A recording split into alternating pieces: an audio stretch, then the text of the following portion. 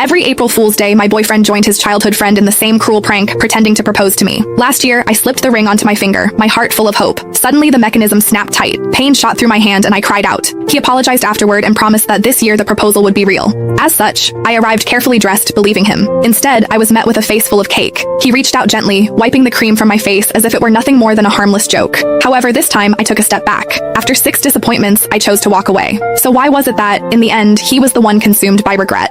Every year on April Fool's Day, my boyfriend would team up with his childhood best friend to pull the same prank on me. He would pretend to propose. Last year, the two of them laughed like it was the funniest thing in the world, even though my fingers were almost crushed in the process. Later, he apologized and swore that this year would be different. This year, the proposal would be real. As such, when he called me again, sounding urgent and telling me to come to the place where we had our very first date, I believed him. I curled my hair, got my nails done, and spent extra time perfecting my makeup. I picked out a brand new outfit and even drafted the announcement post I was going to share once everything became official. However, the second I stepped through the door, smiling and full of excitement, a thick slab of cake cream slammed straight into my face. Laughter burst out from among the crowd and a girl's voice rang out, bright and smug. I told you Whitney can't take a joke, someone else said. You insisted on calling her. Now look at what's happened. Sylvia huffed and sat on the couch. The mood shifted instantly. The way everyone looked at me turned cold. She was the only girl in their group, the one everyone spoiled. As long as she was unhappy, everyone would rush to comfort her, Nolan included. The first time I met her, she organized a game of truth or dare. When other people got dared, it was just something a little embarrassing. However, when it was my turn, they asked me to do something way out of line in front of everyone. All I said was that it was too much and I did not like it. Sylvia's eyes immediately turned red and she ran out of the room. Everyone ran after her, Nolan too.